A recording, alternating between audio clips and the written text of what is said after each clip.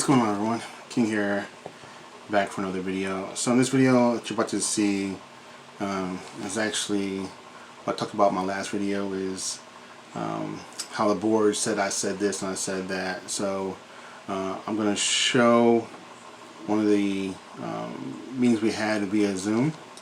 It was a board meeting that took place on the 8th of June of 2021. However, what's significant about this video as well as this meeting is that the board has sent, actually, excuse me, I'm back up.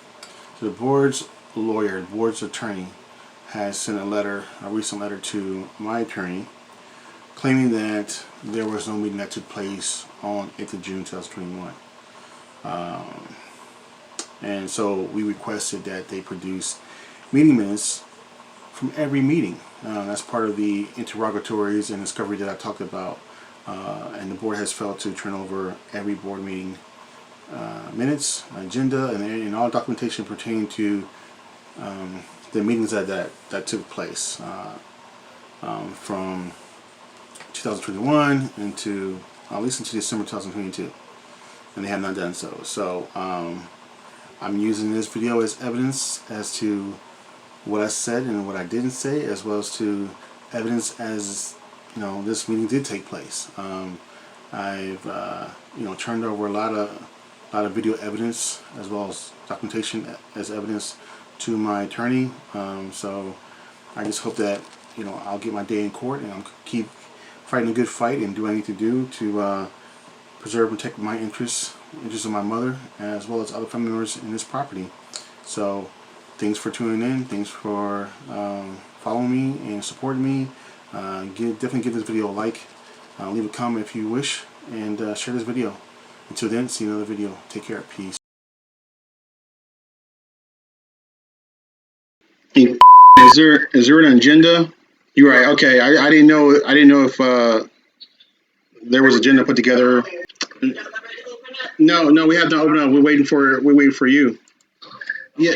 Yes, I just wanna. Yes, I just wanna put out there that we need to understand what's their expectations, what the intent is, what their expectations, and what's going to be their end goal. Make sure they understand that, and so there won't be any confusion as far as their position and our position, our roles and responsibility and their roles and responsibility.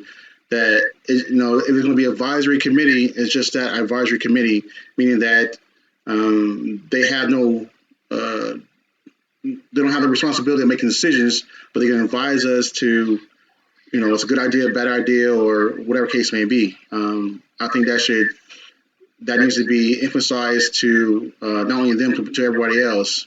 But we need to hash it out first. Maybe we need to have a meeting with them just to discuss this outside of the state meeting. So we'll call them to have a board meeting, call those individuals that agreed to be on this committee and sit them down and have that discussion with them to hash us out. And I'll pause and turn over to in line to speak. Yeah, I won't have to be there, but I do have a question about the expense for the $72 that was used to get the post office box. My only issue with that was it wasn't brought before the board to discuss. And I'm only going on saying that because of the bylaws. And the bylaws, it says that any bills that need to be paid, any money used to make a purchase, whatever, should be brought before the board. The board approves it. And then the transaction happens with those individuals who have signature rights for the bank account. So that's my only issue, that when it was discussed or brought up at the state meeting, it wasn't brought before the board. We need to keep proper records of what we're discussing in the board meetings, and all issues should be brought up there before any action taking place. That's all I have to say. Thank you. Yes, I don't have an issue with that expense. I'll just make sure that we understand our roles and responsibilities per the bylaws, that any expense that needs to be made that is brought before the board, and all board members are fully aware of it, and we, if necessary, vote on it before the transaction happens. So that's all I'm saying is that if that's going to happen, make sure we're doing things proper and decent in order, and we keep a records of what we discuss and what's approved, right? Because the minute that we don't follow the rules, it's going to fall back on us. We're going to be responsible. If it's not, if we don't adhere to the bylaws, we're in violation of bylaws. So I'm just trying to make sure that we are not stepping into legal issues. I mean, it's already enough that we have issues now. So I just want to make sure that we are doing things proper and decent, good order. I can think of something, but what I recommend for all of us is to maybe take a week or so, maybe 2 weeks, and do some research on how other organizations, if they have advisory committee, what task or what responsibility they have given to their said advisory committee, and maybe implement that into our organization, include that into the bylaws. So I think we should spend the next week or so doing research, and then come back, say, I don't know when, the next board meeting before we have the estate meeting, and brainstorm ideas, put our heads together, and discuss the roles and responsibilities. Over. Yes, that's a good update.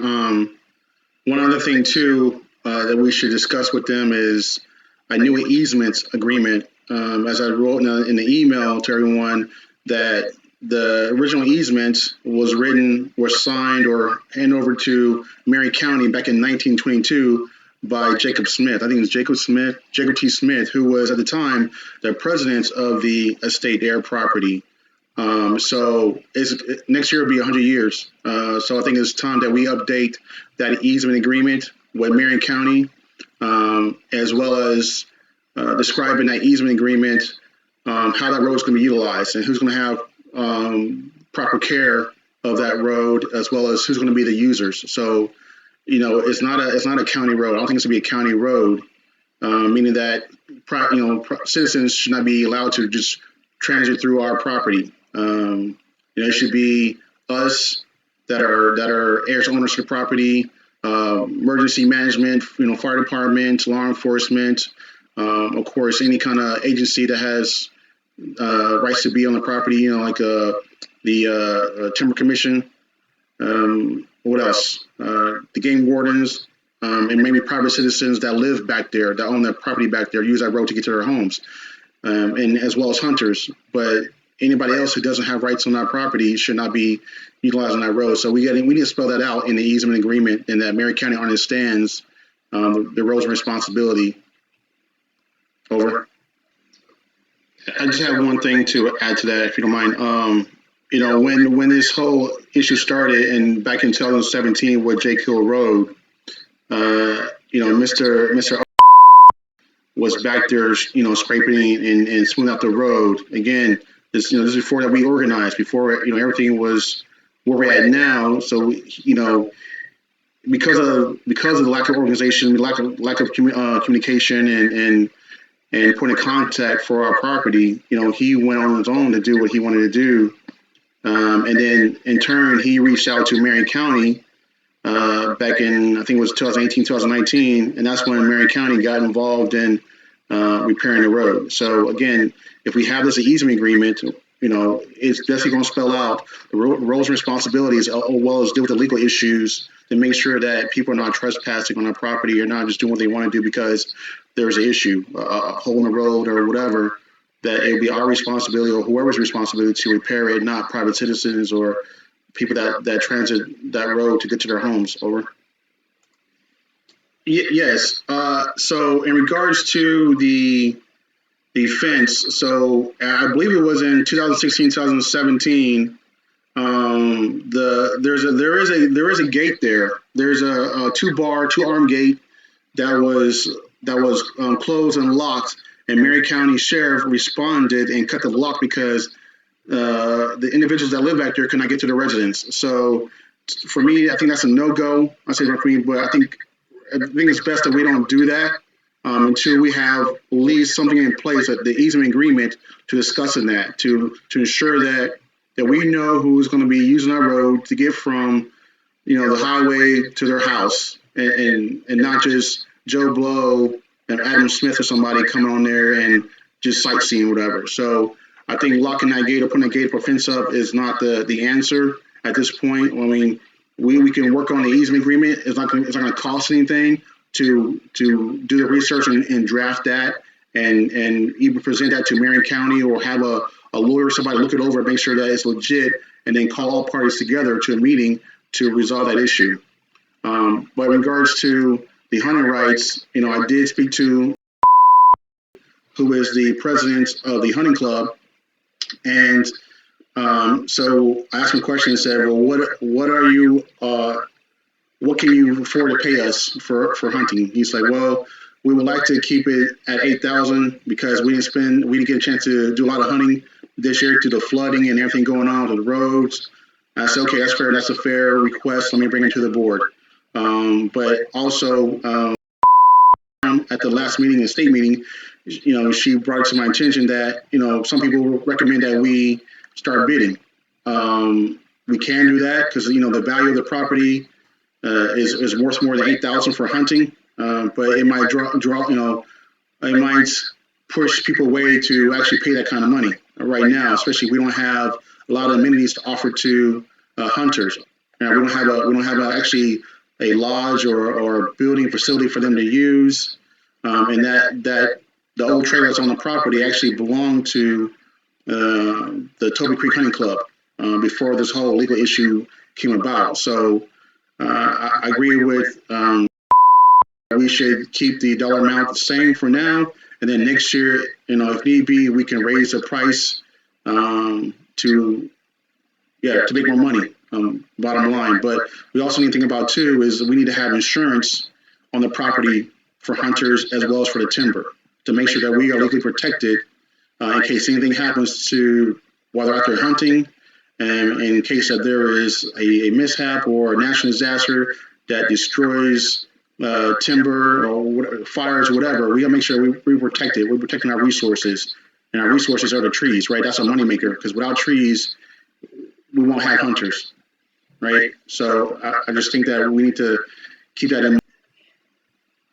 Okay, sounds good. I will pass it on to them and then try to set up a date and time for to be with them and discuss the lease agreement. And if need be, we'll sign that date or bring it back to the board for signing. Over. Yeah. I got one question. I interrupt you. Do we know exactly where on the road there's a potholes or the road is messed up? The whole road. Okay. Yeah.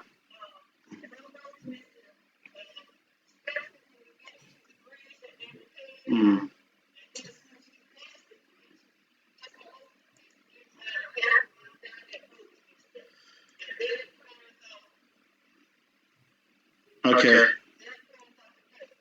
Okay. Yeah, I think we should probably get some photos, document the areas that need to be repaired, and then go from there. Well, I guess I can speak on it. I can speak on it a little bit. So what Marion County did in 2019, or was it 2019, 2020? I can't remember. I'm sorry. So they went into our woods, into the state property, because in the easement agreement, it mentions that Marion County has the right to use material to repair the road. And so they went into they carved out a big chunk of the woods to get access to the old Marion Highway that ran through there. So they unearthed all the concrete and the brick and the dirt, and they filled in the holes. And then when they repaired the part that was caved in, they put in the big old giant tubes so the water can run through from one side to the other side of the road and not washing it out. So that's what they did. So essentially, yes, if Marion County chooses to fix it, they will probably go back over that same spot and get the rest of that material to fill in the holes. But if they're going to repair it, then I guess he would probably do the exact same thing, is use that old material that's in the woods there to fill in the holes and smooth it out. Over. Yeah, yes, ma'am. Just to pass on to everyone that, so the original copies of the agreement to serve that you signed at the estate meeting, I will return those to you. I'm gonna make copies, and then get you the original copies, keep for the records. Over, that's it.